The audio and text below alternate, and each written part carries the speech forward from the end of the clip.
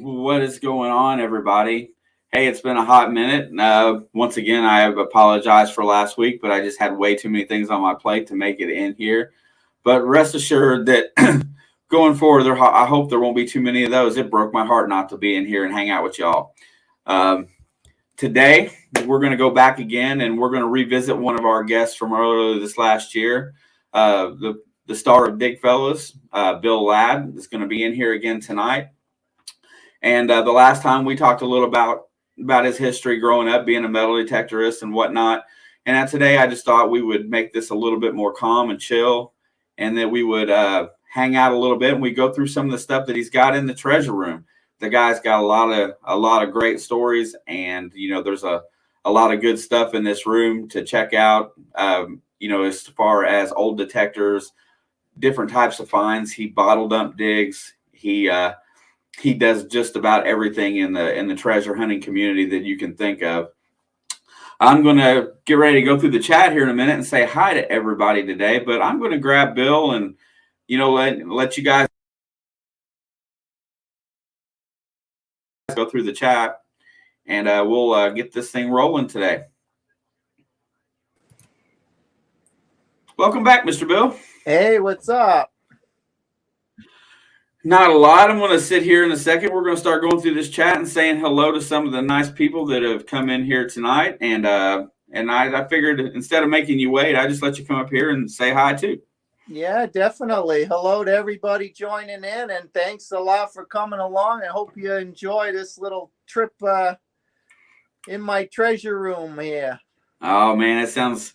When I was getting ready to make the thumbnail for this, I was looking up pictures of like dwarven treasure rooms and stuff with gold and stuff everywhere. And I said, I think I'll just ask Bill for a picture of his treasure room because I was going to make it real cartoony. I thought better of it afterwards, but anyway.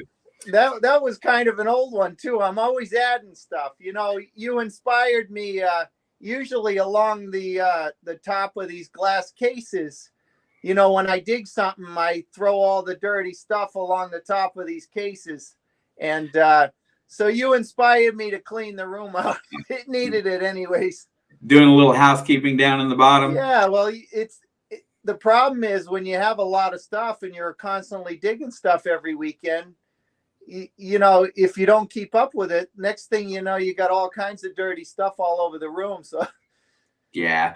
Hey, we got 22 in the house right now. I'm going to start going through the chat a little bit so that we can get into this a little bit and saying hi. My good friend, Mr. Nathan Perez, is in the house. Nathan is in northern Indiana. He is an Eagles fan, by the way, if you can't tell by that logo. What's up, man? Nice to see you. They're in the playoffs, huh? Tom Brady going to take them out, though. That's probably where it starts, and it may end there, but hey, And then our good friend Dawn, the metal detective, is in here today. Dawn resides in Texas. She's a Virginia girl by heart and stuck down south. Nice. The other side of the boat, Mr. Jerry's in the house. Howdy, I hit 250 today. Congratulations, Jerry, on the 250 subs, man. Congrats. It's always good to hit milestones and have goals. Yeah, that every 250 on that way up is always fun to hit. I'm stuck at whatever number I'm at, and it doesn't seem to go.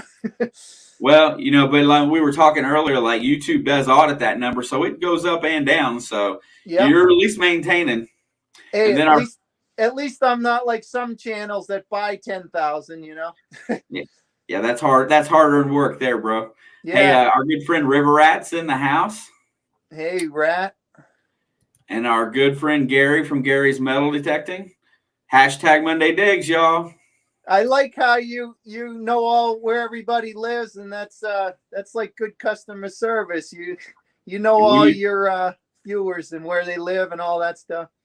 Yeah, you get to it's really in doing lives a lot. You get to know a lot more people that way, and that makes it fun for me. So I really enjoy getting to know the folks. Alaskans on the fly. What's up? Hello from Alaska. Too cold up there for me. We thought it was cold here. Yeah, no doubt. Dennis Hedrick's here. Says 8th. Our good friend Mad Hatter Pops, Funko Pop Channel Collectibles. Everybody stop by and check him out a little bit. His link is down a couple below here. It is right there. Feel free to click over and check out what Yeah. he's got. I just got some Kiss pops, Kiss Funko Pops with the record of the Destroyer album and all that stuff. It's a I like me some good old school Christmas Kiss. present. Heck yeah. Janine's Fines is in the house. Our good friend up Michigan, Cal, Venture to Low. Hashtag Team Kratos, bro. Willie, 10-man magnet fishing. Guess where he's from? Kansas. Hey, look at that. You see that logo? Can you see it, Bill? Can't really On the, see. okay. I made that logo for him. It's a real rustic old picture of the Tin Man. And I can helping. kind of see the pointy thing. Yeah. I really love it. It's one of my favorite things that we were piddling around one night in a live. Nice. Here's my good buddy Don, up around Cincinnati, Ohio, Mr. Don Garza. Yeah. Relic River Metal Detecting. Remember, I thought you were in Ohio, and you're like, Ohio River. Yeah, the river runs 5-6 states, man. Yeah. Doesn't All the right. longest yard sale run through there, too? There is one, what is it called? The 129 yard sale runs north to south from here. And it goes, I think it goes all the way from Michigan to Alabama or something like that. I've heard a lot about that. Someone like me would love that. Yeah, it's tough to park on that highway too, but it draws them in every year. Yep. Mr. Steve from Stories Lost and Found is in the house. If you guys didn't see, I did a little quick video on his channel last Monday, not this one, the one before. Him and Alley Cat Treasures. Stop by and see Stories Lost and Found.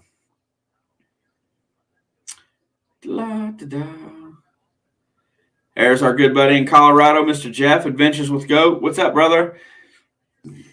Hopefully you're finding some little pieces of gold, my friend.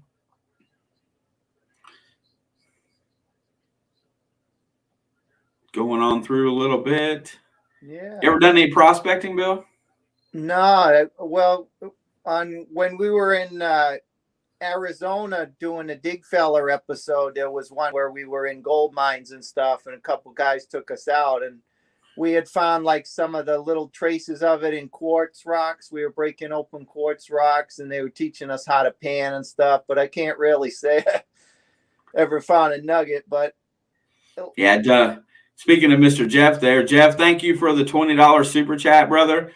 He is working on getting his own or mine rights out there in Colorado, and he's found some nice little chunks inside some rock, and he puts his videos in every Monday, 8:15 on Monday Digs. Check out Jeff. Thank you for the super chat, my brother. I appreciate it, my friend. Hope you're doing well. You know how we were talking before, it's like you got to kind of go with what your state offers. You know, that I'm lucky I have the colonial cellar holes and stuff here, but there's some states that are more nugget hunters, or maybe down in New Mexico you're looking for meteorites or something. You know what I mean? You got to go with the hot hand of what your state offers, right? Yeah, I mean, I guess that would really dictate what you look for a lot of the time. But yeah, the meteorites down out in the Southwest, and things like jade and stuff like that's out there. I'm sure that's a pretty big. I mean, I look at different channels and see what they have in their area, and then that's how I kind of watch and figure out what they got. 717 detector, Mr. Orlando. What's up, brother? Nice to see you, my friend. Pond Scum Magnet Fishing, Miss Kathy. Oh, Dirty Magyackers raid. Well, I thank you guys for coming over. You guys are all you guys from the magnet fishing community are awesome. Team Kratos all the way, you guys. I was watching your video, you doing it under a bridge the other night. That looked pretty cool. It's fun. It's a different type of adrenaline. But if you're ever been out fishing and hooked onto like a big heavy catfish under a bridge, it's kind of that same type of feeling. You don't know what you got, and then you got to get it out of the water, and then and a lot of time it's just saving the environment, recycling. That's the main point of it. But there's times I haven't found anything really good yet, but there's some good finds out there that people really treasure. So I've been looking. No murder weapons, no guns yet. No, but I will milk that for all it's worth if I ever find one. Heck yeah. And that, a lot of guns get thrown off the bridges into rivers. Happens all the time. our good friend Tim at Alley Cat Treasures, the other channel I featured 2 weeks ago on my video on Monday. Stop in and say hi, support his channel. Ram Detecting, Mr. Mark, congratulations again on 1,000 subs, brother. You truly deserve it. He's out in Arkansas, Bill. Nice. I recognize a lot of these names from Liz's channel.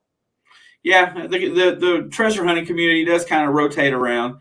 There's Mr. Marty Verstal. What's up? Hey, Marty, haven't seen you in a hot minute.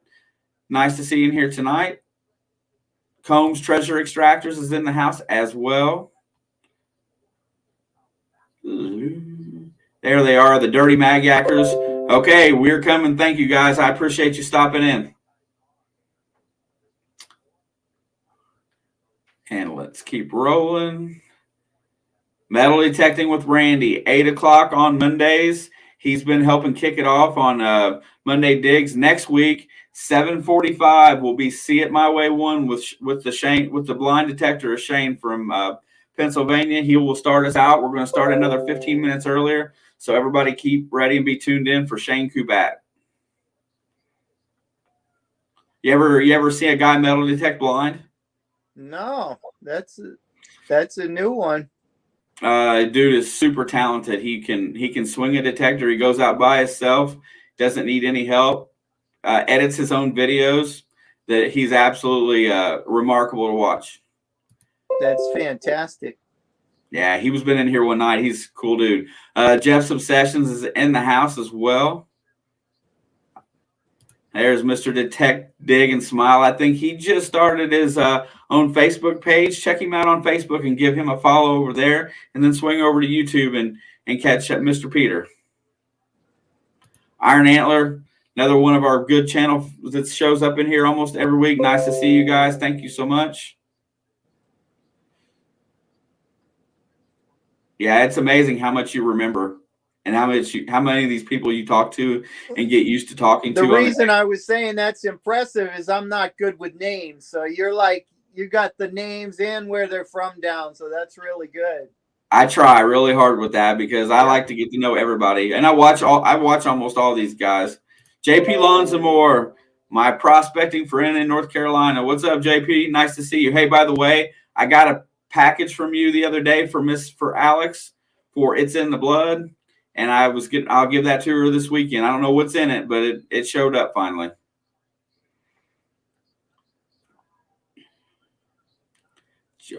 Wow. Let's see. And we're starting to get.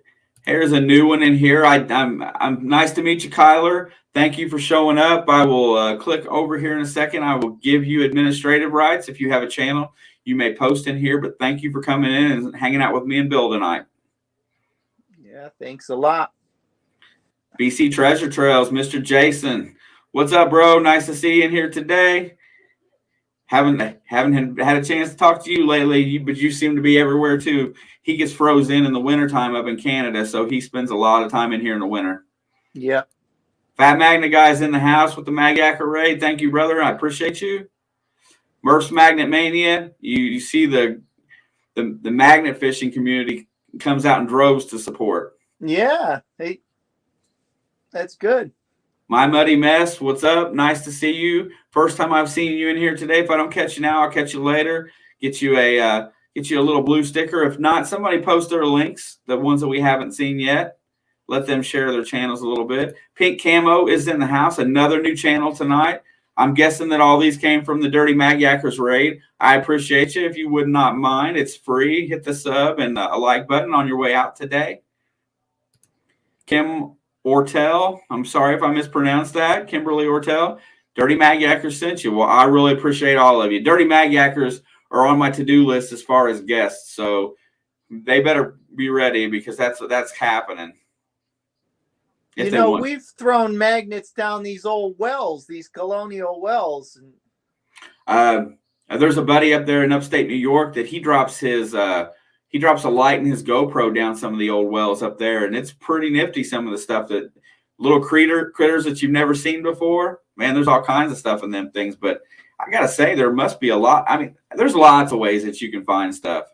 There's another one named Hey, Sis Sexton from Indiana. Where are you at, Sis? I'm I am from Indiana as well. I live in Kentucky, but I frequent that state all the time. Patricia Guillory, thank you very much. Another new name. I like new names. No, that's good. It's good rotation. Good to see new faces and new names. And there is Miss Lee Ann Crawford. Thank you coming over. Dirty Magackers Live is bringing some different people today. Much appreciative. There's Miss Mary Monarch. This woman has a comedic, sarcastic streak like you've never seen. Indiana Joe 63. What's going on, Indiana Joe? Nice to see you. Hopefully my treasure room will keep these new names interested. Oh yeah, time cruises by in here, but we'll have some fun. And like I said earlier, there's the link. Jeff from Adventures with Goat. Brother, I truly appreciate the help. It does go a long way to keeping this thing rolling.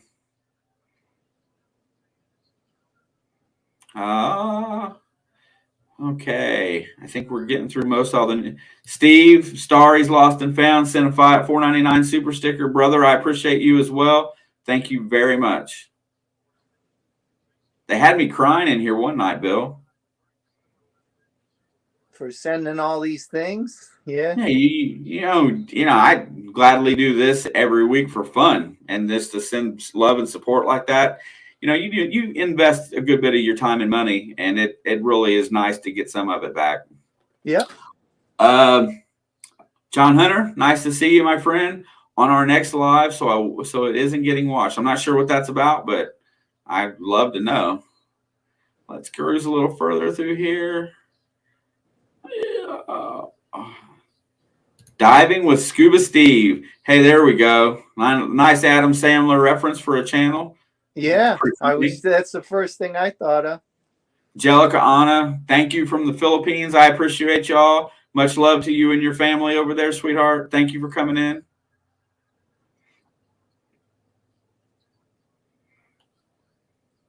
Mr. Park Rat Pat is in the house as well. What's up, Mr. Pat? How are you doing, sir? I hope all is well down south.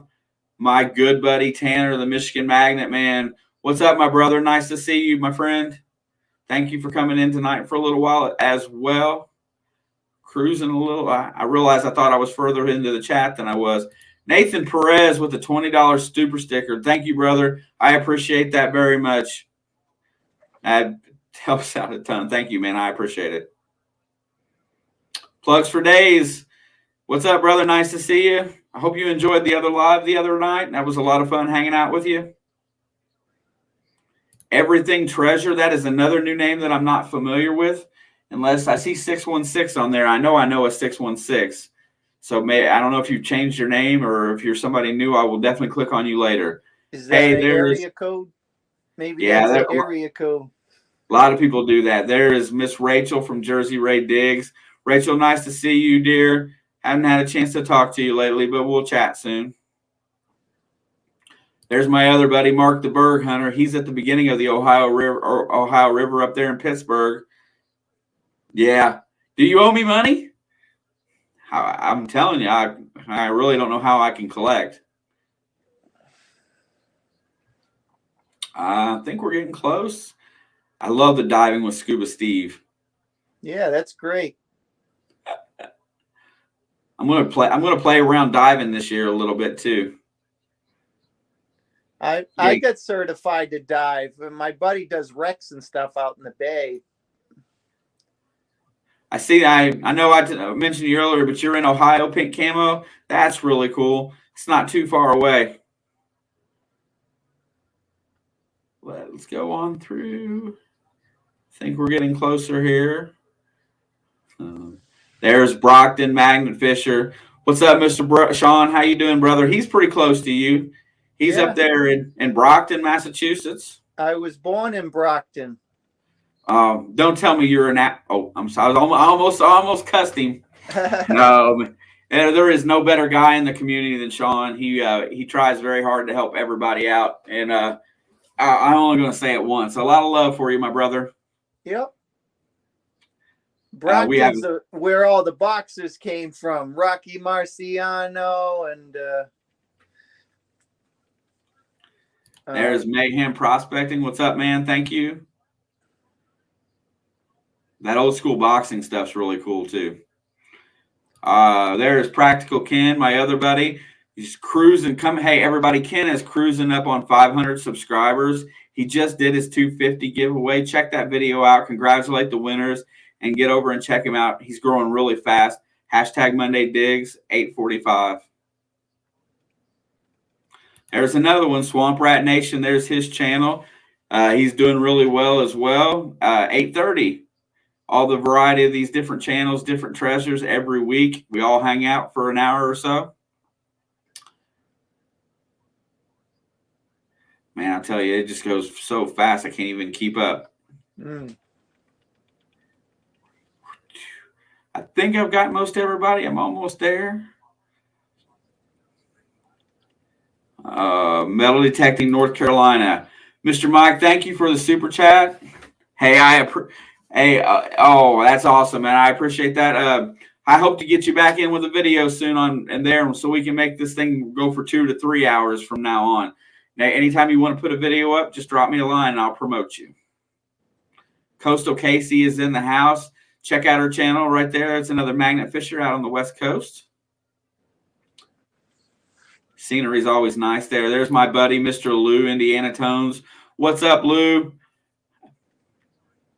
I hope you read over that last text I sent you real well, but I'll be talking to you soon.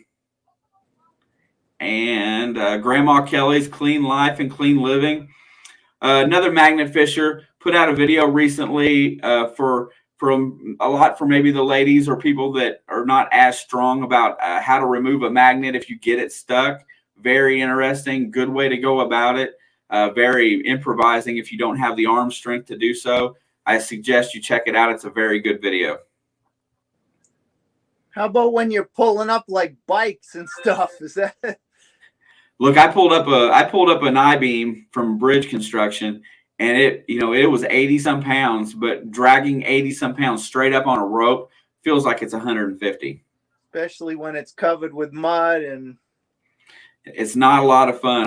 I thought the first day I went when I was going to leave, I had to walk to my car and carry all this stuff with me. I felt like, wow, this is work. This is actual work. My shoulders were hurting. My chest was sore from throwing that thing all day. It was a ton of work. I'm sure some of the disrespectful people would throw the trash back, right? That's not cool. No, it's about cleaning the waterways first and foremost. The environment's what we need to care about. Jody Mosby's in the house as well. Thank you, Jody, for being here. I'm almost getting to the bottom. We'll probably end up running late tonight. So if you guys want to hang out a little late tonight, that'll probably be awesome because I think this is my time's going by faster than what I like. Let's see. I think we're getting close. I say that every time. I try to go through at least on the first time and get everybody. Yeah, we are at the bottom of the list. Once again, I want to thank you all for being here. Check out Dig Fellas, and this is Mr. Bill Ladd. If you can find the TV show, where can they watch the TV show now? If you put in YouTube, Dig Fella full episodes. I was going to say I didn't know if you were on like some kind of streaming service or not. I know that's how I saw them. I wish. I wish they'd put it on Hulu or Netflix or something like that so people could or even, on demand or something. But they occasionally, Destination America show a rerun late at night or something. But people can watch. People find it on YouTube if you put in Dig Fella episodes, and it'll, be the Travel Channel episodes that people have uploaded. Yeah, and if anybody doesn't know, we in this treasure hunting community of YouTube, we owe quite a bit of thanks to the man sitting in front of me today because, back when YouTube really wasn't a thing, he was putting videos out there and doing this TV show style format and really set the bar for a lot of guys that went out treasure hunting after him that have grown really big through the YouTube algorithm. So I always want to say thanks to the people that help us get going and he's really the beginning of this community for YouTube. So saying thanks, stop by his channel, watch a couple of his videos. I guarantee you won't be disappointed. The enthusiasm for the finds, the different types of privies and stuff that they go and dig out and things that they find. It's always unique and different. So I owe a big thanks to Bill. Bill's been a really awesome guy in here, and he's straightforward, shoots it like it is. Sometimes take that as a little sarcastic or arrogant, but I think it's absolutely great. Honesty is a very important trait in this world. And we're going to get into the treasure room here in just a second. Miss Scuba Sonia is in the house. That is my sister right there. She is one of my favorite YouTubers out there. Her and Tanner, they've been doing a lot of good videos this year. I love you guys. You're great. That's cool. I see that name a lot too in the other streams. Yeah, they're absolutely killing it. I think the world of those guys. And I was saying it, Bill, this last year, I spent most of my time meeting other people within the community and hanging out and spending time. And everybody is so like-minded. We all have a really good time together. Haven't had one bad instance where I've hooked up. And everybody I met this last year, I treasure those moments forever. Yeah. Thanks, Tanner. But anyway, so I want to get into this treasure room today. Now, I know this thing is ever evolving and ever growing. Let's have a couple of generalization questions about it first. Approximately, you don't have to be specific, but how many antique detectors do you think you have? There's probably maybe 20 or so around the room. And what would be about the oldest one? I have an original Fisher, might have been put together by Dr. Fisher himself. It's got a wooden coil. If you know the history of metal detecting in the 30s, this guy, Dr. Gerhard Fisher, made the first metal detector in his garage out in California. And Fisher was, technically the first metal detecting company. Right. And Fisher's still around in name. It's under First Texas's umbrella now. They bought out the Los Banos operation out in California that started by Dr. Fisher. But, to have a wooden Fisher is a pretty cool thing. Heck yeah. Amy D'Alessandro says Spooky Laura here, if you know who that is. I was not familiar. I don't know. I know a couple of Lauras. Amy D'Alessandro. I hope I said your name right, dearie, but thank you for the comment. So, when you go to start creating a treasure room, and I know it has to evolve ever because you're always collecting new things as you go. What was the first item that you decided that you wanted to make a display for? What was the very first thing that made you want to create a treasure room to display your finds? In the basement of my dad and I, when I was a kid, we kind of did the same thing. My dad's basement, I helped him throw up some shelves and put some bottles. Tall Laura from Connecticut, why are you under someone else's account? I'm getting confused here. See, now they're coming out of the woodwork for you, Bill. That's all right. It's all good. Maybe Tall Laura's seen this room. Right on. So what that threw me off from what I'm saying, but so yeah, my dad and I built a room similar to this when I was a kid, where we had some glass shelves and started out bottle digging with my dad and my aunt. So there's a lot of bottles, and I have a lot of bottles behind me because I guess it's always in the blood. I find a bottle dump, they can be more productive than maybe going to find a few coins or some flat buttons. Yeah, absolutely. So, I figured we were going to, and I'm also open to questions in the chat. I'm kind of looking for them as well, as far as types of finds that you guys may want to see today. Bill has a little bit of everything, a lot of colonial, some Civil War. I'm sure he's all the way from a lot of colonial and then all the way up through modern stuff. So if you got any ideas of what you want to see behind there, we will put the big screen on and we'll have some looks.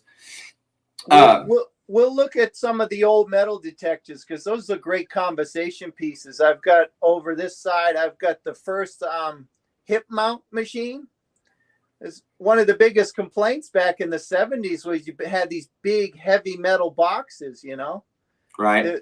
There was no such thing as ergonomics back then, you know. Yeah, nobody cared how your back hurt or felt the next day. No. So having the first hip mount was like, well, why don't you get moving on over and grab that thing and start showing it off a little bit? I am using my phone, so don't mind me moving this thing around.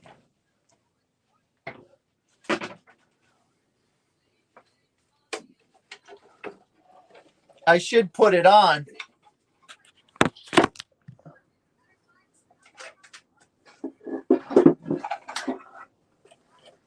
This is the White's Alaskan, and it's considered the first hip mount. You just stuck it like this.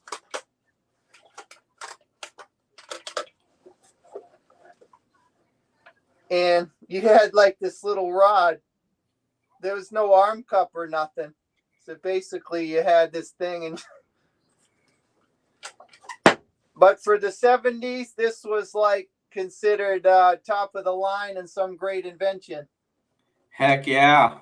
And I bet you it still works. The problem with these old machines, they took like big boatloads of batteries, and some of them look like those big like camping flashlight type batteries and stuff. Some of them you can't even get, and people try to, you know, rig up 9 volts to work and stuff like that. So I just think it's a cool display piece, cool conversation piece. You know, and just out of curiosity, if nobody doesn't know this, but Bill is he is a trade show guy. He sells collectibles and stuff like that. That's how that's some of the way that the man makes his living. And what does something like that go for these days? Just out of curiosity. You know what? There's probably not that many out there, especially in that condition. And since there hasn't been any sales of that recently, I don't even know. I would. It's like one of those things. It's worth what someone's willing to pay. Maybe a few $100. I mean, that's awesome. It's hard to put a price on some of these old detectors, and I'm just going to sit on them and hope, you know, they go up in value, which they really have.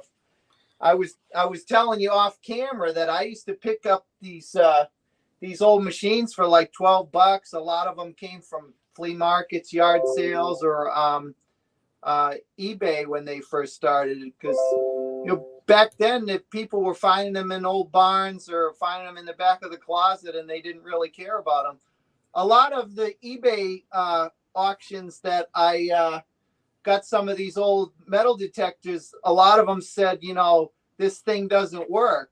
Well, for me, it was just a wall hanger. You know, there's 2 up on the ceiling here. This is a cool one called the Detectron, this little red one. It's probably early 70s. Again, a lot of them probably don't work, but a lot of them do. I have had some of them working. Right on. And that's, you know, I think that makes your display room, it sets it off that much more. It makes it feel more like a museum and historical, you know, for the whole hobby of metal detecting. Yeah, I mean, it really is a museum. Everybody that comes over here, you know, they're in here for hours because there's a lot to see. I had this one lady come over, and she was just like kind of like freaking out, and she said, you know, there's just too much like hitting me. You know, it's like it can be overload to some people, especially you know, if they have an interest in it, they want to ask about everything, they want to hold everything, and that's fine. That's what it's here for. If I could have this all packed away, you know. Yeah, absolutely. I absolutely. If I ever get up that way, you know, I'm going to be stuck in there for at least a couple hours myself. But we'll do that. We'll do that after we dig, because, you know, you're welcome anytime. I've had a lot of the people that watch the TV show or you know, follow my YouTube or whatever. They're always welcome because I've always got bottle dumps to dig, and you know, the bottle dump where I found all those Gulf signs, that $10,000 worth of Gulf signs, that bottle dump is massive. So it's a place that I can always take someone to dig a hole, or if I ever need a site, I have a place, Right. So and the one thing that most everybody in the community seems to covet and treasure. Now I know some of the stuff that you've got some very, very collectible old US coins and foreign coins. Why don't you pick out a couple of your favorite storied coins, maybe some of the rare ones, and tell us a little bit about those and show those off. Well, the tree coins, the pine tree shillings, most of them are in safe deposit because they're worth thousands and pretty much irreplaceable. But I think I have maybe some pictures that I can show. I have a lot of pictures of the finds on my wall because they're either the valuable finds I wouldn't want to keep in this room and get broken into, and you know what I mean? So Absolutely. I have a gun safe in the house where now a lot of people, they come in this room and they don't see like too many coins or too many really valuable stuff. They see a lot of bottles and signs and things like that. And the truth is all the coins and rare stuff is in the gun safe. Yeah, for sure. It also is protection for the house burning down and stuff like that. So all my tree coins except for one is in safe deposit right now, but I do have some pictures on the wall. Let me grab a couple and we can talk about it. Right on. Hey, Mr. Ken, Adventures in Dirt is in here. You all check out his show on Sunday. Watch the Weekly Dirt. Our good buddy Flash in Your Pan, Mr. Ed, is here as well. Thank you, Ed, for stopping in and saying hey tonight. I appreciate seeing you guys in here. Well, here's a cool coin. Here's my first this is a cob. Wow. That's a nice place for it to be. My first cob. They think it's 1600s. It's like says Philippe or Philip on it. It had a hole in it. A lot of people are like, why did you drill a hole in it so you can wear it? But there was a hole in it, and when the dirt fell out of that hole, my first thought was, all right, I'm getting a jeweler, and a jeweler made like this custom made loop out of silver for me. Right on. It's a cool thing, and I do elementary school presentations and stuff where I teach the kids about history, or a teacher will have me come in after they finish the revolution. I'll bring revolutionary cannonballs and musket balls to let the kids hold a piece of history. That's the name of my assemblies, Holding History. So that's a way to give back to the community and give back to the kids. And so whenever I do a presentation or something, I usually have this around my neck. Yeah, that's if I had something like that, I'd wear it. I wear a 42 half dollar. It's my first silver half dollar I found. So yeah, it just tells you the difference in age there. But that's awesome. One of my hunting buddies, he found a beautiful Morgan silver dollar, and he had it put in one of those big belt buckles, and he wore that all the time. So that was his conversation piece. Heck yeah! Well, that's awesome. So coin-wise, any New England digger wants to find a pine tree shilling, or they're found in as far away in New York and places like that too, because they were passed around the colonies, but they were minted in Massachusetts. So I'm right in the heart of being able to, find these things. I'm up to 4 so far. Wow. Maybe 3.5 because one of them is cut. This is in the Treasure magazine. Sorry about the glare, but it's a quarter cut pine tree coin. You could see. Wow. Yeah. There you go. You can see the date there is 1652. So it was cut into quarters to make change. So that conversation piece for sure that it was, cut into 4s to make change. Yeah, that's definitely one of them that if I didn't know what it was, I wouldn't know if I found it until I did some research. Well, this was on a video. If you look, it's on. We caught this one on video. I had a couple guys from South Carolina there. Greg from Saving History and his buddy came up, and we got permission in a field. And this is a quick story. I was getting my butt kicked. The Saving History guys were killing me the whole first day. They're finding Spanish reals, they're finding copper coins and half dimes, and all I had was a couple of musket balls. But it goes to show you that it only takes one signal to turn your whole hunt around.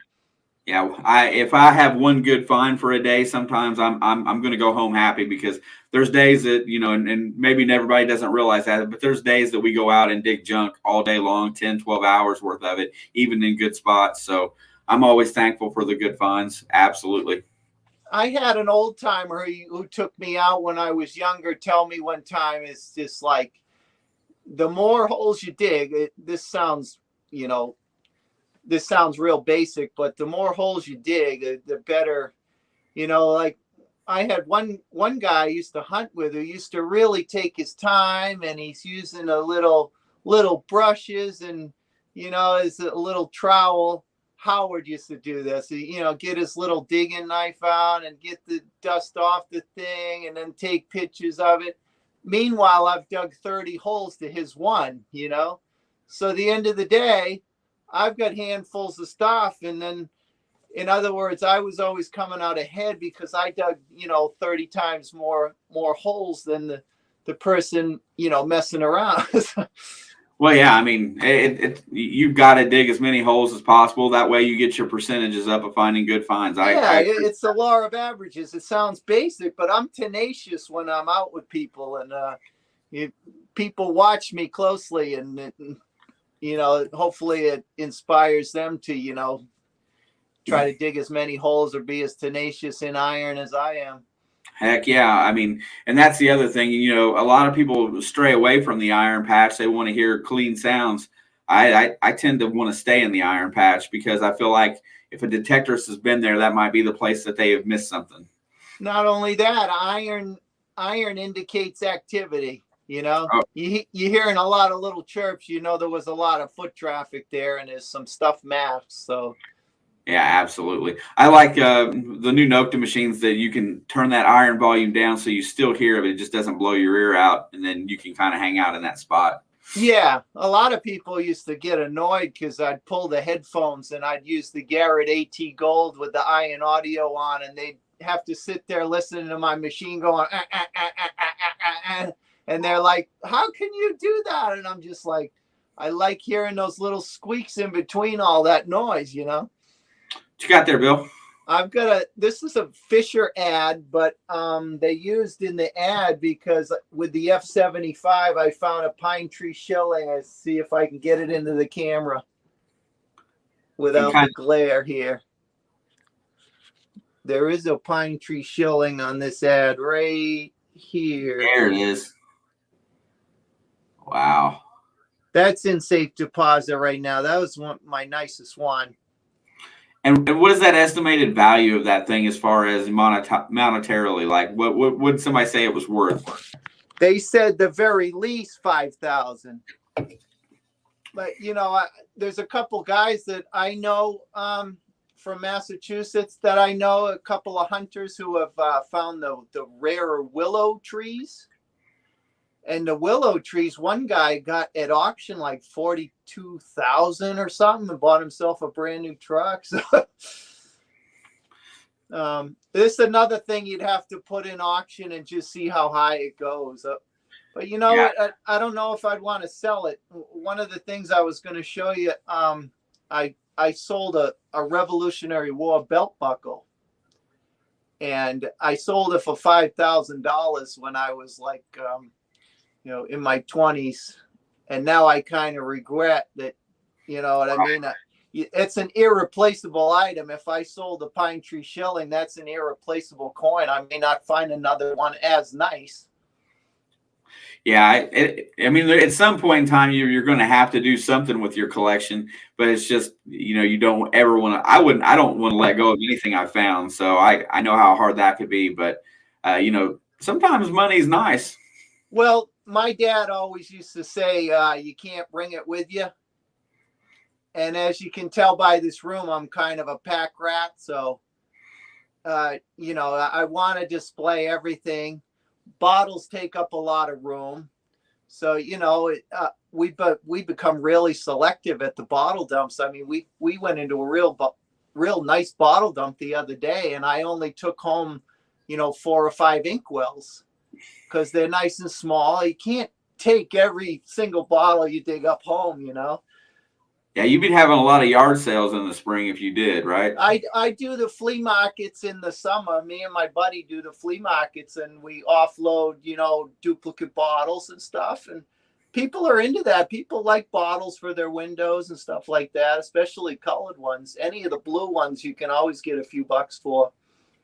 Hey, and one thing we didn't do the last time, and we should do this time while we're in the middle here somewhere, why don't you throw out a plug for your eBay store and your Facebook marketplace? So if somebody wants to look at some of the things that you have to sell, that they can go check those out. Yeah, definitely. My eBay store is Prestige RI. And that's an ode to my favorite movie, Step Brothers, where they had Prestige, the Prestige presentation they did. Yep. So Prestige RI for Rhode Island and I have the world that they drew for their slideshow. That's okay. Yeah. Prestige. Yeah. See, I knew the first person to chime in would be my daughter right there. Bam. Prestige Worldwide. Yep. That's probably one of her favorite. Prestige RI, and I have the world that they drew and all that. And my daughter helped me with it because my daughter's a budding artist, so she drew it and drew the world with the same lettering that they used. So it's pretty cool. I love it as an eBay store, and it's just better than like Bill Diggs or something. It sounds like Prestige Rhode Island sounds like a real store. So that's my eBay store. I got a lot of collectibles there, but there's a lot of other stuff too. I'll sell anything. I just bought out a collection of old Western DVDs, like right. from an estate. This guy had like all kinds of old fashioned movies, and I've been selling all kinds of John Wayne movies, and there were old horrors there. And so I'll sell anything, that's a treasure hunt to me is, buying and selling. And I loaded up at the flea markets and yard sales all summer. And now for the winter, I go through it all and sell it. That's cool as hell. Yeah. The next comment about that is that my daughter said, that is the greatest thing I've ever heard. Excellent marketing, my good sir. Thank you. That's awesome. I'm glad someone appreciates it and knows what it's from. That's probably, I remember when she was younger, they used to watch that movie on repeat all day long and they would laugh continuously. It was like it never got old to them. No, I can watch it. I've probably seen it 9 times and could go watch it tonight and still laugh. Yeah, no doubt. It makes me laugh too. Hey, there's my good buddy Brian, Mr. B. Higgles, is in the house again today. I've seen a few other names in here that popped in. Johnny Small Peppers in the house. Hey, my good buddy Brian is doing some good things just down the road from me here. He just recently found a time capsule in an old schoolyard that's getting a lot of attention. Congratulations on that, Brian. That's really awesome. I hope we get to hook up soon, my friend. Let's see. The other thing, probably where my greatest interest in lies, as far as when you get into the colonial era, and I'm sure you've got some like that, and military for that matter. Me personally, since nobody's calling anything out that they really want to see, I want to see.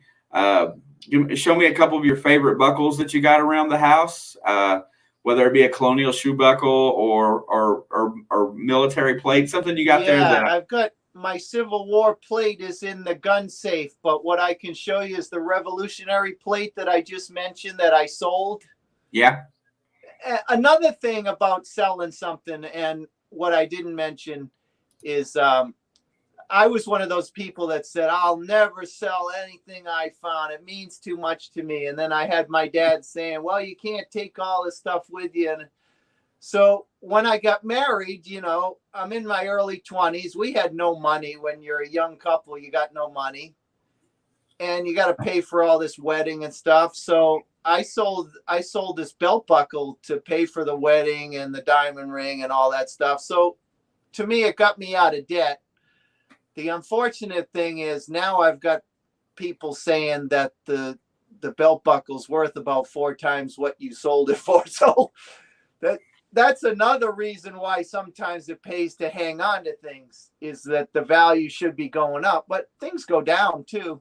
Do you ever watch the Antiques Roadshow where they have like Antiques Roadshow Rewind, where they revisit like the new Antiques Roadshows has this thing, Antiques Roadshow Rewind, where they'll show something from like 2001 Antique Roadshow. No, I haven't seen that. It's really cool. And then they go back and they're saying what it's worth now. And a lot of the things have gone down. Oh, really? Like they have this like wow Oh. sound, and then it'll show that like colonial furniture, for example, 20 years ago, this chair I'm sitting in, that's a Windsor chair from 1750. Probably the only thing in this room I haven't dug, but I bring it in here to sit on it. Is it comfortable? If this chair could talk, right? George Washington could have sat in this thing. Yeah, it looks a little worn in the seat. Yeah, it is, but that's part of its character. It's a saddle seat. It's actually very comfortable. Wow. It's a saddle, like it's got like a curvature. Anyways, I love this chair. My aunt, who had an old house, had her whole house decorated with chairs like this, and she gave this to me when they moved. She paid like $400 or $500 for this thing. You can't give this away now. I've been offered $150 for it. Are you no kidding? No way. This is down to worth $150. Colonial furniture is wah. That doesn't even seem crazy? Right. That doesn't even seem right, honestly. I wouldn't sell this for $150. That's a nice night out to dinner and stuff. Yeah. Right. No, absolutely. The patina on this thing, no way. I wouldn't even sell it for, a few hundred at this point. I'd rather sit in it, enjoy it myself, Heck yeah. So let me get that buckle. Let me carry the phone again.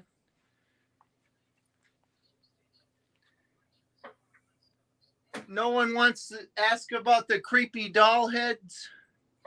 Here, I'm gonna switch it over to solo layout and let you get a little closer. There you go.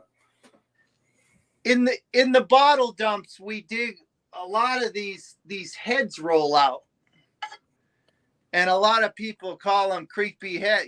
They're porcelain dolls that were thrown out for whatever reason. This was probably thrown out because it's broken.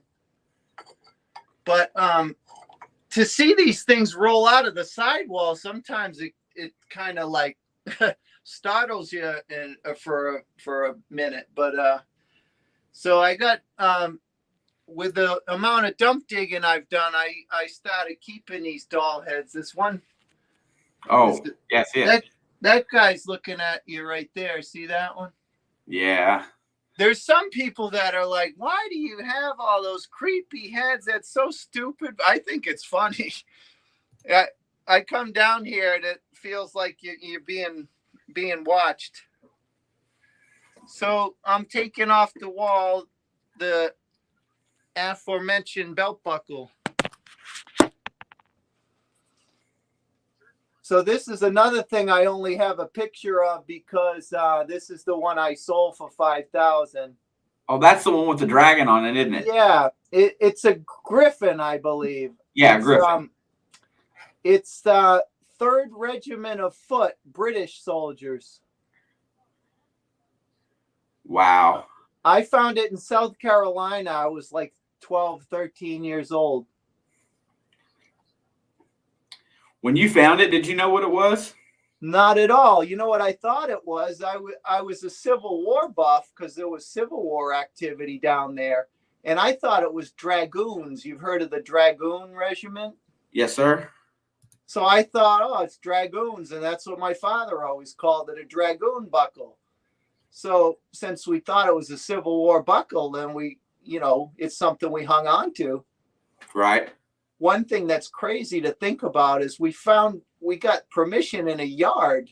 We were looking for coins in this lady's yard.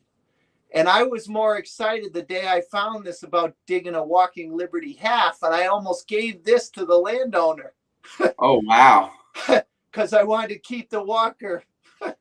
Oh, my. Well, Can you imagine? And she probably would have thought it was a toy buckle or something and thrown it away. Oh, my God. Yeah, that would have been a huge mistake. Yeah. So, but hey, I got a nice picture of it, and I got a lot of nice memories, and that's really the only thing I've dug that I've sold, other than bottles. I mean, like I said, I've sold a lot of bottles just because they take up so much space, and a lot of times when you're digging a bottle dump, you're digging a lot of duplicate bottles. Right, and that makes perfect sense to sell those for sure. Speaking of bottles, the Michigan Magnet Man wants to see your favorite bottle that's in the treasure room. Okay. I got a bottle with a story, so how about that? Hey, that's even better. Go ahead. All right.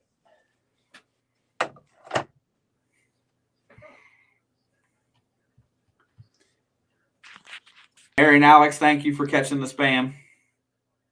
All right. What do we got here? I'm going to grab a bottle without breaking the other one. I'm reaching into this display case. This is my main case here.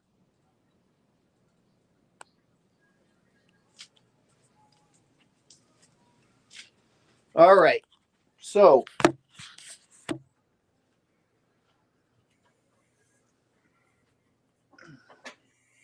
how about a broken bottle? Well, let's see what it is. Yep. It's a historical flask. Most people who collect bottles, especially high-end bottles, historical flasks, which were made at these glass houses. A lot of them were made in the New England glass houses. This was made in, this is a Stoddard. It was made in Stoddard, New Hampshire. Beautiful open pontil.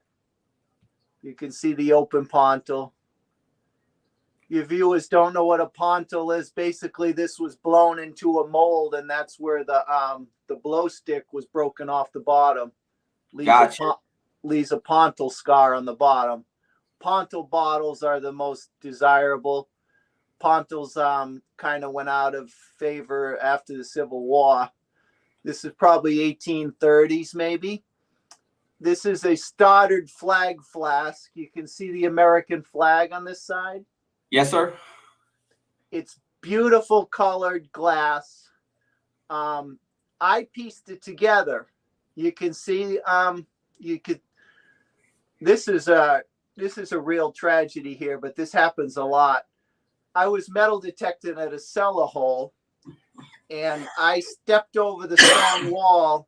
I had the T2 metal detector at the time, and I stepped over a stone wall, and the detector overloaded. And what had happened is they had thrown some trash over the stone wall, out of sight, out of mind type of thing. Right. Well, what they did a lot of time is lined up all the bottles along the wall and then took target practice. So someone shot this bottle. I've got some other bottles that, so basically all these rare bottles from the 1830s or so were all lined up on the stone wall and all shot out. So this bottle, there's only a few known to exist. The last one sold at auction for like $34,000. Wow. So it just kills me that I came so close to, almost digging a $30-something thousand bottle if it had been shot.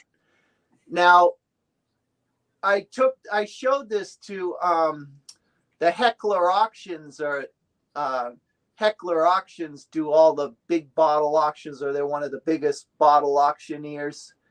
And I've talked to him at some bottle shows, and he actually said that I did a great job piecing this together, and that this actually has maybe, hundreds of dollars in value because it's considered a known example. It's not a whole example, but Um, yeah.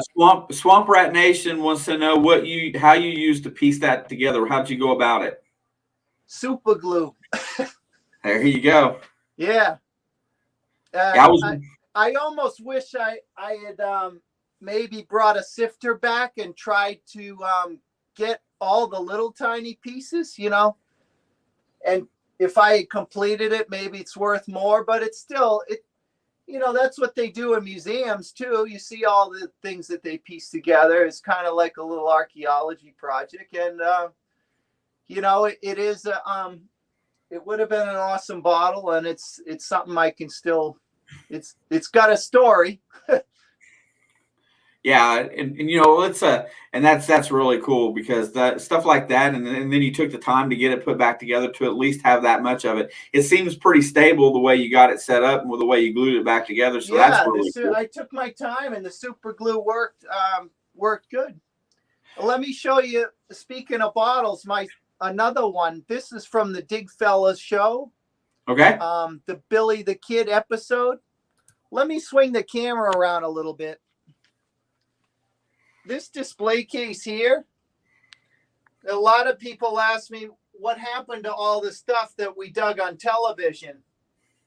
Because a lot of the towns that let us, they get us these awesome permissions, but a lot of the places said, "Oh, well, we need to keep all the fines." So, a lot of the stuff that we dug on television, I don't know what happened to it. Yeah, some of it was kept for souvenirs. Some of it went to historical societies. Some of it was taken by the TV company. But I do have a few things in this display case from the show that I get to keep. That's pretty cool. There's a gun there that we found in the Wild West episode, and some other stuff. And I wanted to show you this bottle.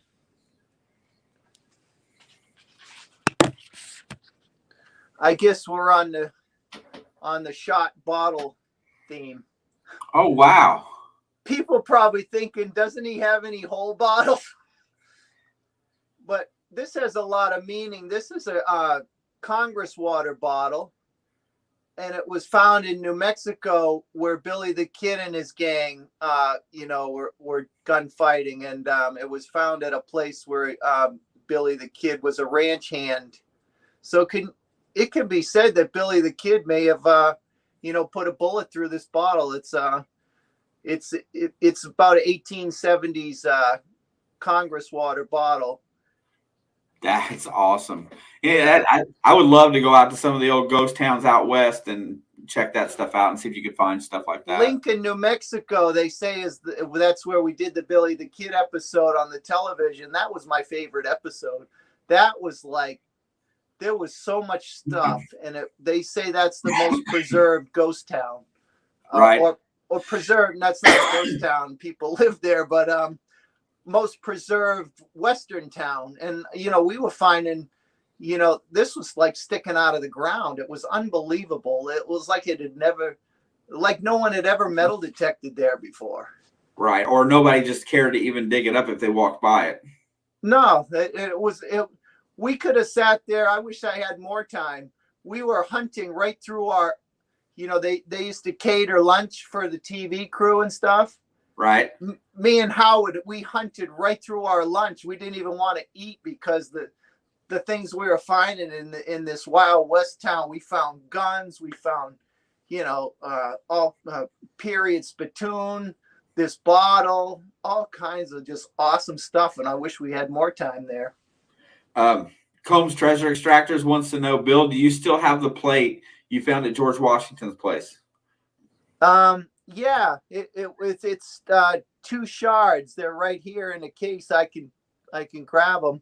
Sure. That's cool that you remembered that, because that was our pilot episode. we filmed a 10-minute pilot here in Rhode Island at a Newport house that George Washington had stayed at, and we dug a trash pit on the back hill, and there was a couple pieces of china that they said it was Rhenish ware, and there was some documentation that George Washington broke a bowl there. So they actually encouraged us to, find a trash pit and maybe, find a broken bowl or something, that it would be a good story. And we actually did. Wow, that's really cool. Yeah. Yeah, I mean, and I seen a comment just a minute ago, something went by. If only the finds could speak. I mean, honestly, that would be even better than displaying them, if you could hear their story. Well, that's it. And you have to kind of dream a little bit. I mean, we don't know if Billy the Kid shot this, but it's probable, it's possible.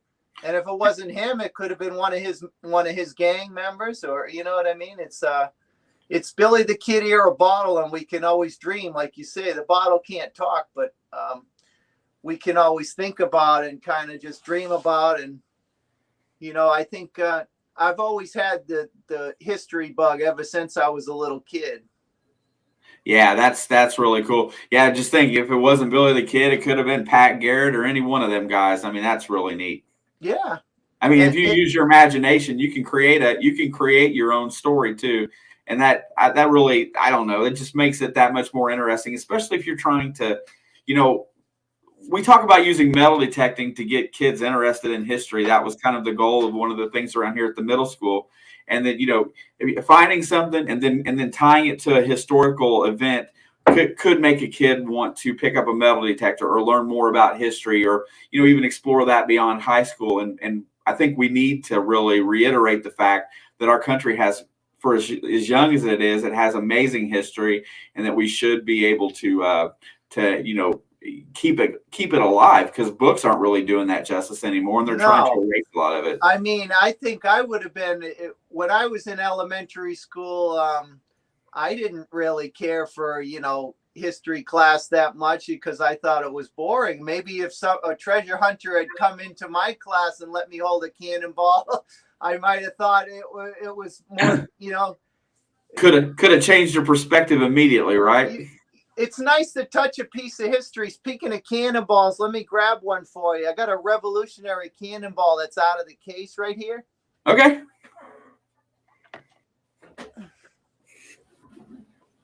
This is usually in the case behind me. This is the first cannonball I dug from the Revolution. I think I've dug a few of them now.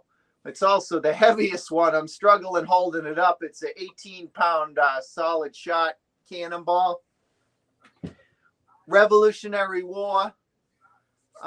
We did have a Revolutionary battle here in Rhode Island, and quite a few cannonballs have come out of this field. And I'm anxious to use that Tersace to try to find a few more. Hey, I really think you're going to enjoy it in the field, because I found that in the field in hunting in fields, that I was able to decipher the deeper targets a little bit better and be closer on the VDI to what the actual signal was. There wasn't a lot of fall off. I think Dimitar did a really good job at that point of it, and being able to recognize the right signal in it. And it's just getting used to swinging that thing, man. It takes a few minutes. The recovery speed's really fast, but it's kind of got a delay when you go to pinpoint with your head. But it's a lot of fun. I really enjoyed swinging it this year, and I know I'm going to keep using it in the farm fields. Dimitar, he's a genius. I think I've told you that him and I go way back. He was Fisher's engineer out in Los Banos there in California. Yep. And now he's off on his own, and we had done a lot of prototype hunting together. There's a picture on the wall over here I could show you in a minute. Him and I. There's a young Bill Ladd and him in the woods. I took him to a cellar hole, and we have a couple prototypes in our hand. And so I actually helped him with a prototype a few years back. We went down to Colchester, Virginia, there where they have that red clay, because he wanted to test his Tersace prototype in that red clay, and it worked really well. It almost kept up with the pulse units they're using down there. Yeah, he says that is a combination of PI and VLF. Yeah. And it really is somewhere in the middle. He calls it, what is it, mixed technology something? Mixed domain or something. Yeah. But it's actually, I feel like it's a good. It's not the best all-purpose detector, but I feel like it's really good when you're looking. It's for a specialized detector, and it has that 1,300, or I can't even remember what it costs now. But the price tag on it's a little steep. But if you're a serious detectorist, it might be the right machine for you. I was encouraging them to try to keep it under 1,000 because I was telling them, the Simplex is out at 300.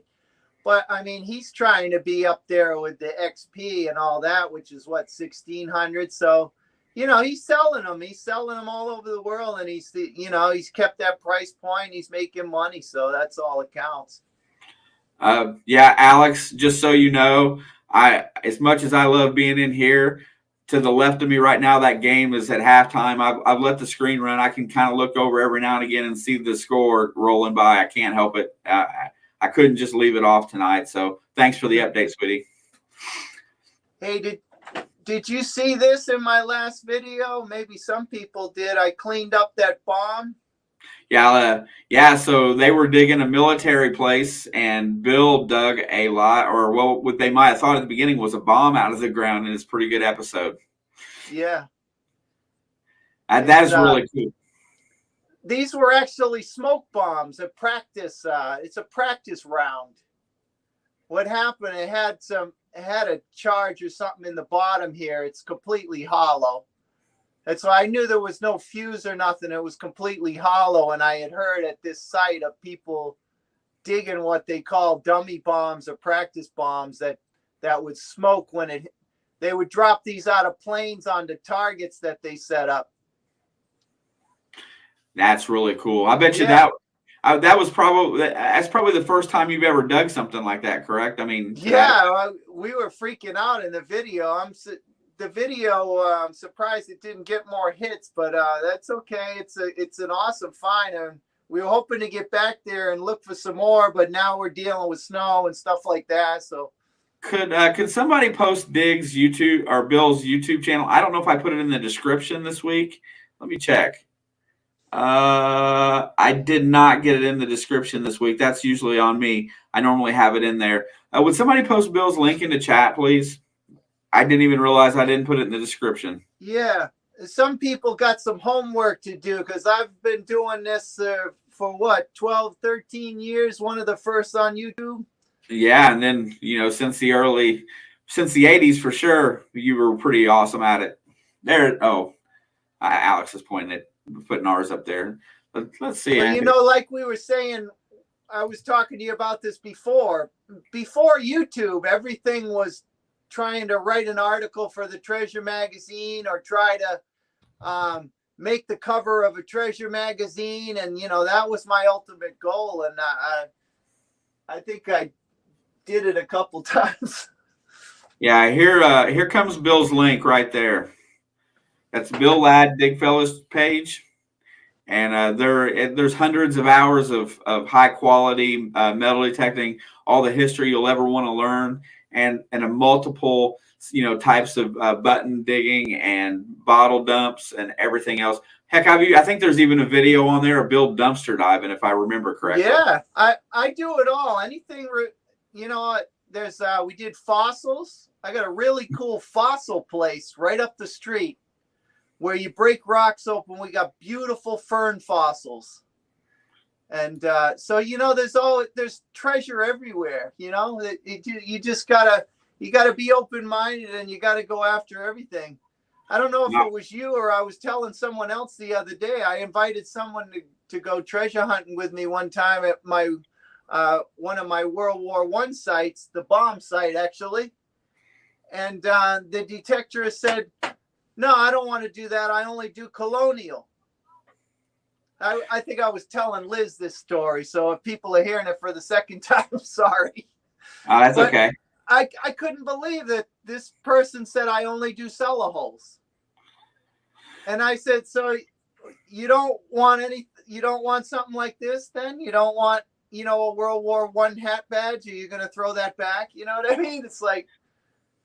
Yeah, I think one of my favorite finds is the the Great Seal World War One buttons that I found. I love those. Those are really cool. They're big. They're nice. Yeah, I don't want to burst your bubble, but that's how many I have.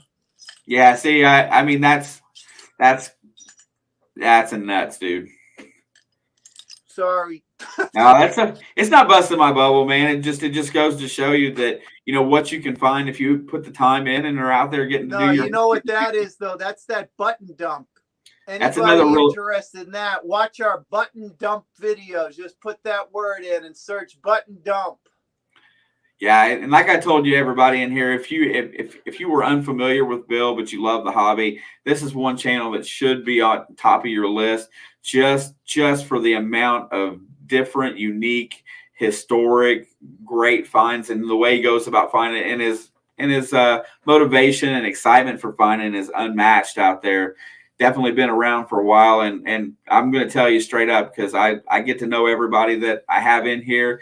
And it's been one of the better guys that I've come across as far as personality and wanting to hang out with. So please check out Bill's channel and let's try to motivate him to get back into being a big time YouTuber again, because I think the possibilities are endless. I'm trying to convince him into doing a series of shorts to hit the shelf and see how that feels, but we'll see how that goes.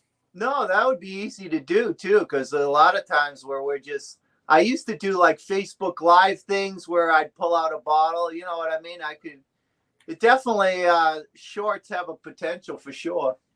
Yeah, a lot of people use them to, like I said, you achieve traffic and growth through shorts. So, I mean, that's one way. You've already got the 14,000 subscribers. Just to reinvigorate your videos on the algorithm, it might just retake off again. You never can tell, and it's got to start somewhere. But the thing about it is, folks, Bill does not put out a ton of videos. He puts them out when he's got a quality video to release. So therefore, there's no garbage on his channel. It's always something that's well worth your time and hanging out with. Some of them are a little bit longer. They're 25, 27-minute videos, but you'll find yourself stuck watching them the whole time. They seem to fly by. I mean, I try to keep them under 30 minutes. And, at first I tried to keep them, 10 minutes, and then you get 12, 15 minutes.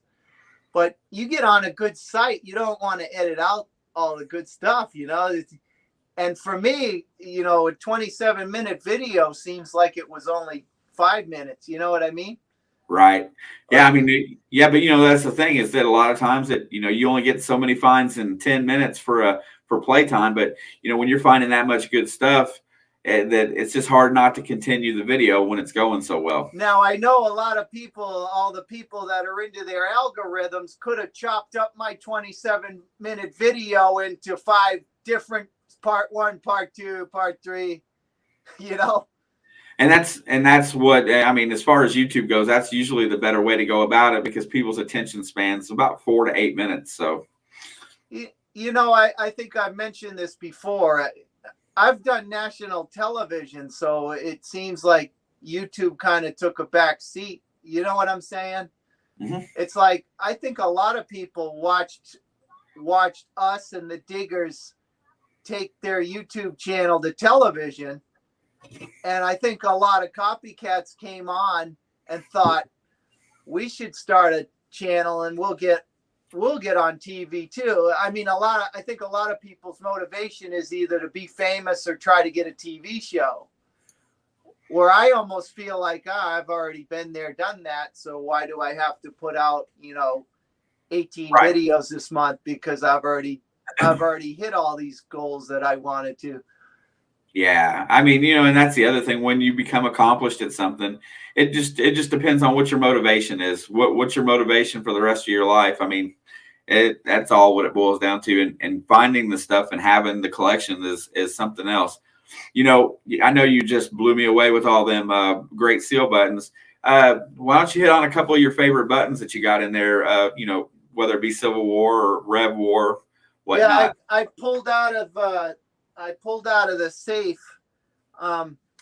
Anybody who is familiar with these kind of cases, if your viewers don't have these used to be sold, and they're probably still sold. They call them gem cases because they used to originally, these cases held like loose diamonds and loose stones. They were in the jewelry business, but they're excellent for putting buttons into. You see that beautiful eagle there? Sorry about the glare. Now I see it's got that turkey neck. Is that pre 1812? This is 1812 Navy. Okay. And what's also cool about these gem cases is I put the date and everything and where it was found and some information on the backside. So if you can get a hold of these gem cases for coins and buttons, they're fantastic. So this one says military and political. Sorry, the glare is kind of messing with it. Let's see. This is one of those numbered buttons, the regimentals, Rev War. Let's see if I can fix the glare.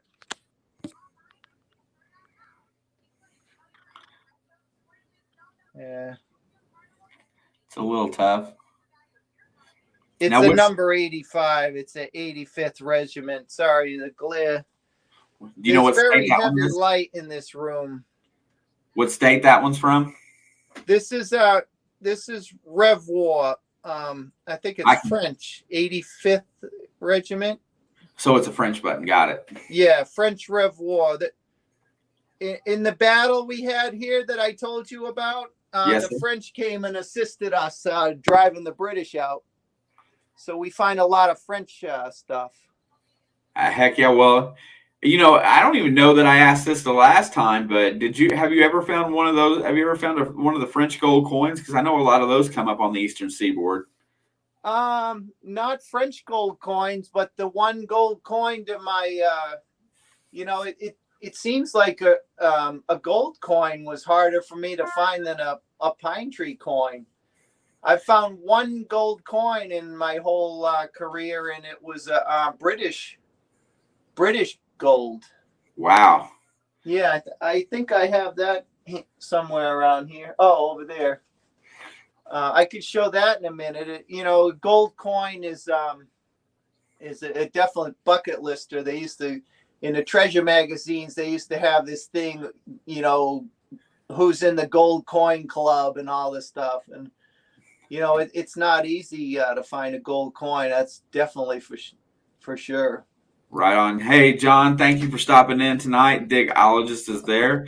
Hey, we were talking about, what we did when we were kids. We didn't have YouTube, and there wasn't anything about this stuff on TV.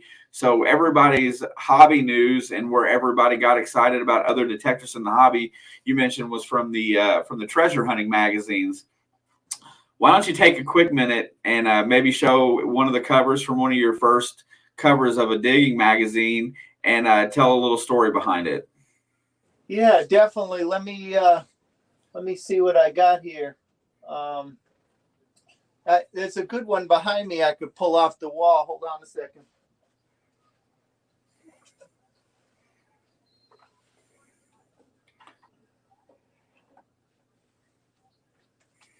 A lot of times when I'm doing this, like, bottles will fall down. We haven't had any tragedies tonight. All right. This is, like I said, when I was a kid, I read my grandfather's treasure magazines from cover to cover, and I still have some of the ones that he gave me. 8 or 10-year-old kid just dreaming about, finding these things. And, getting on the cover was like something that I considered far-fetched, and, was able to do it. So this is a picture my friend took in England. I know you had a guest on that I listened to a little bit who was talking about going on one of those English tours. Yep. I've been 2 times, and on this trip, I'm holding one of those Bronze Age axe heads. It's from 1250 BC. You probably can't see the axe, but it was something that they claimed as treasure, and I wasn't sure I was going to see it again. Um, but you can't find a metal object much earlier than 1250 BC. Right. So I was lucky. The British Museum decided that it wasn't, it was a little pitted and stuff, and they decided they had better examples, and they didn't buy it. They gave it back to me. So if people aren't familiar, if you find something good, the British Museum has to look at it and get the option to buy it, and then you need to split the money in half with the farmer. So I was glad that it was just turned over to me and it wasn't declared treasure. Right. And it's in the display case in front of me. I can show you. I can hold the axe head since it's hard to see in this picture. But that's one of my favorite covers because it's showing the massive English field, and in the middle of nowhere that I found it. Some of these English fields are, could be 2 miles long. You've never seen anything like it. The English countryside is just all farm fields. Yeah, it's amazing. As small as that country is in comparison, all the stuff that continually comes out of the ground there. Yeah, we flew into Heathrow in London, and London's like all packed in with those row homes and stuff. Once you get out in the country, like on the way to Colchester and those places, all farmland and massive fields, massive fields. Like you can't even, no way you'd even come close to scratching the surface, Yeah, So no doubt. I'm going to see if I can get a hold of that axe head. It's right on. It's in this case in front of me.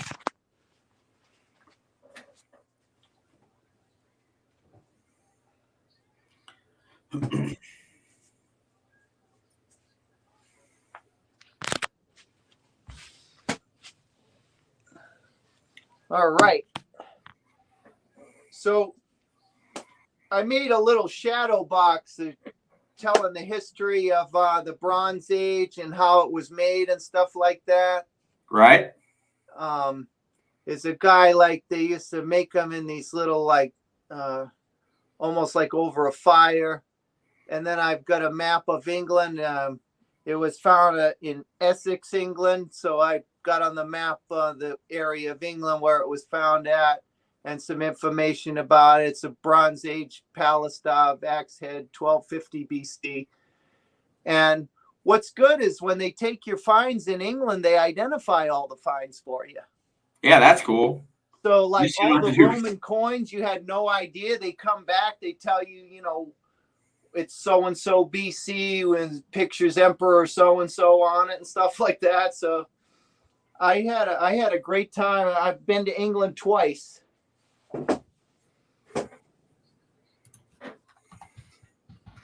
Yeah, that's really yeah. I like the axe heads. I like doing I like refurbishing them, getting them down to the bare metal and cleaning them up and saving them. Yeah. Another really strange iron thing that I like to find is the old irons themselves. What they used to use. I seem to find a lot of those. Do you have anything special? One of those laying around there? I do have a lot of iron. I'm trying to think of special iron.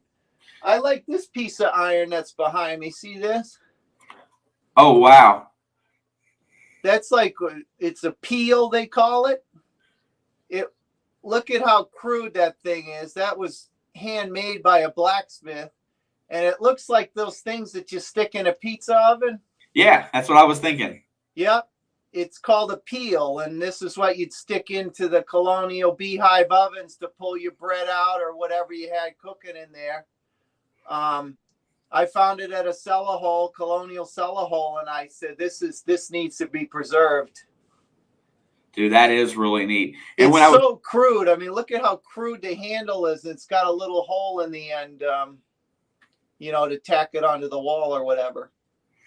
I did electrolysis. That's why, you had to preserve it with electrolysis and then coated it. And I love this piece. That's probably my favorite piece of iron in here. And your viewers might see that I got these little tags hanging off on things. And, I don't just want to, if you start building a big collection, you don't just want to, you start forgetting where things were dug. And, this tag tells me the date it was dug, what cellar hole it was dug at. You know what I mean? So I've got all that. I'm documenting everything, in other words. Another question about different ages and technology of detectors, since you've been through so many of them.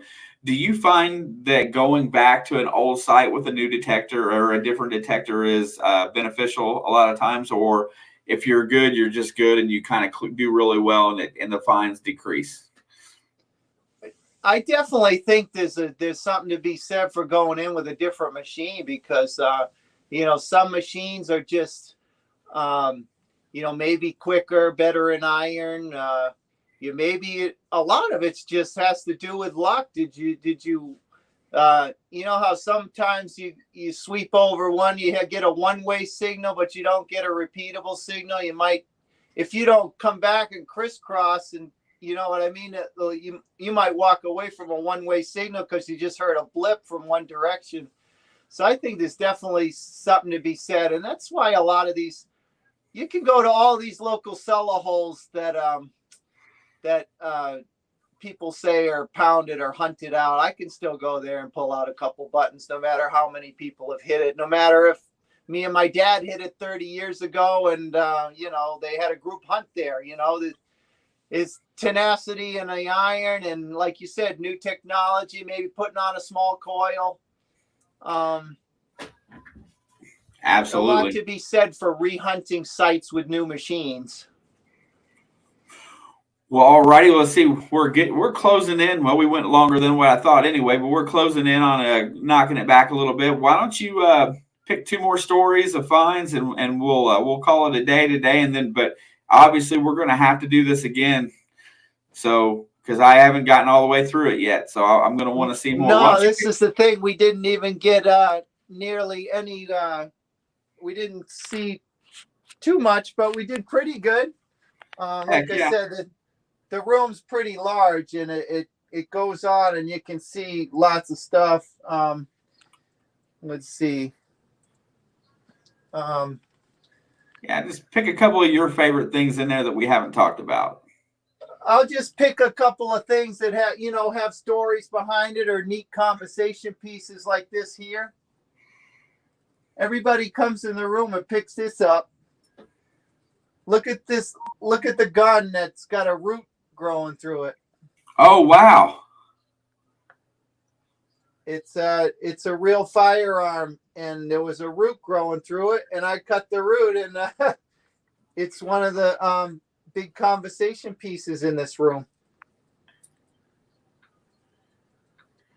Wow. So, stuff like that is cool. I got a lot of these little, interesting things all around the room. So that's why when you come in here, you're going to be here for at least an hour. I got to show you this if you can see it. When Digfellas was going to debut on the Travel Channel, they made up flyers. And the flyers said, like, Rhode Island's Digfellas, Travel Channel, blah, blah, blah. My daughter, 6 years old, made her own flyer. Oh. So that's a treasure in itself. She drew all these flyers. She tried to draw the Jeep that we drove, and there's Howard, and there's me, and she wrote Digfellas on September 4th. I think that's the cutest thing ever. We had a real cartoonist who was a huge fan of the show, and he made a lot of original artwork that hangs around the room. That's cool. Yeah. So a lot of original artwork. What's the toy? What's that? What's the toy? Oh, is that one of your noob juice skins? That's people use their spray bottles. I took it one step further. I use a super soaker. So So yeah, you got to have that. One thing I wanted to show you, it's not really a find, but it's something that a lot of people look at in the room. See this here?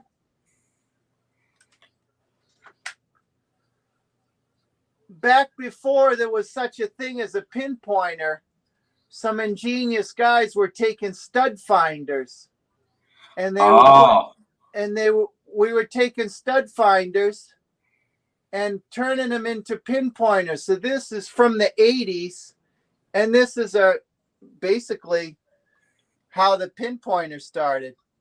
Then, I think it was Whites or somebody, came out with the pinpointer, and now there's a lot of people that can't even hunt without a pinpointer. But wow. this thing still works. I could still put a 9-volt in it and it'll still work. But the thing is, these early pinpointers like this, you had to touch the coin or the button. Yeah. Now the pinpointers are really sensitive, and you can, you don't even have to touch the thing. But that's a neat conversation piece too. That early pinpointer. Yeah, I love that you cherish the history of the hobby as well as the history of the country. Yeah, I mean, I have I tried to collect like I was a part of all these treasure magazine groups online, and we used to buy, sell, and trade treasure magazines. So I have boxes and boxes full of the historical treasure magazines, and the historic treasure magazines had all the the pictures of the ads for all the different detectors I used to drool over when I was a kid. Right here next to me, I have my grandfather's White's detector that we used. It's still got the old-fashioned headphones on it and stuff. It's a 4D or 4DB, something like that. Big old heavy thing, but we found a lot of treasure with it, of course. Yeah, and I just have lots of display cases. The room is not that big, actually. I'm kind of running out of space, but it is what it is.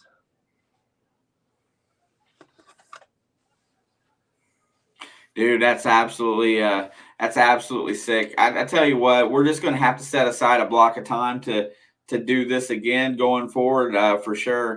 Anytime. I enjoy it. I'm sure we could pick out a few different things that we didn't get to tonight, and I didn't point out the Gulf signs I mentioned earlier. I kept the 3 best ones are up on the wall behind me.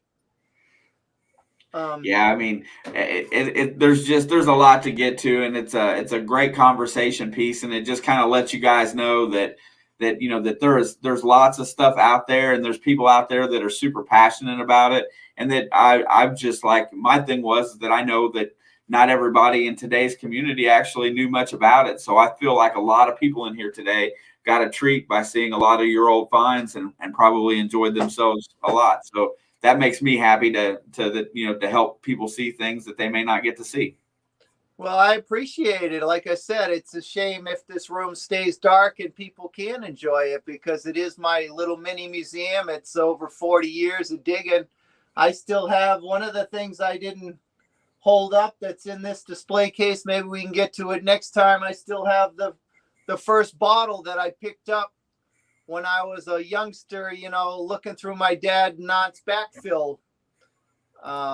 Picked up a little tiny sample bottle right out of my dad's backfill, and for some reason it was kept in a junk drawer all these years. So now it's one of my most treasured items, because it bounced around in a junk drawer for that long, Right. I mean, and that's the other thing. And I also wanted to say something. There was a lot of new names in here tonight. I know a lot of them came over from the Dirty Mag Yackers, and I noticed Bill had some of. It got out to a different crowd today, so we got to see new people in here tonight. Anybody that was in here tonight that has a channel, I'll go back and get you guys modded up so that you can share your channel in here next time. I feel like that makes things a big success when we get a wider audience to share with. Bill, when we close her down here in a second, I want you to hang out for a minute. I got a couple questions for you off the camera or off anytime. I hope the magnet people enjoyed the tour, Heck yeah, because there's a lot of stuff that the guns and stuff like that, they're about finding those, but to find one in a route like that, that's completely nuts as well. But anyway, as always, I want to say I thank everybody for hanging out with us tonight. Anybody that wants to come back on Monday for Monday Digs, we're extending it. We're going to start at 7:45 and we're going to go all the way till at least 10:15. So there will be plenty of videos in there for everybody to see. Hashtag Monday Digs. Next week, I'm pretty sure I got the whole show lined out. So it'll be multiple people in here next week. It'll be a good one. Bill, thank you again. We will definitely keep doing this every so often until I don't even know that I'll be able to ever get to everything I want to know about that room. So, well, I appreciate it. I have fun doing it. Anytime you want to do it, let me know. We'll do a few more things, and I appreciate all you viewers and you yourself having me on. All right, folks. Well, I tell you what, I will see you guys next week on Thirsty Thursday. Be sure to check out Bill Ladd's Dig Fellas. One of the original metal detecting YouTube channels that's out there. Tons of content. You won't get bored. And then I look forward to seeing you guys next week. All the other magnet fishers out there, check out the Magnetic Squatch. I'm sure he'll be squatching after dark this weekend. Hang out with him a little bit. And as always, you guys are great. I love you all, and thank you all very much. Have a good one.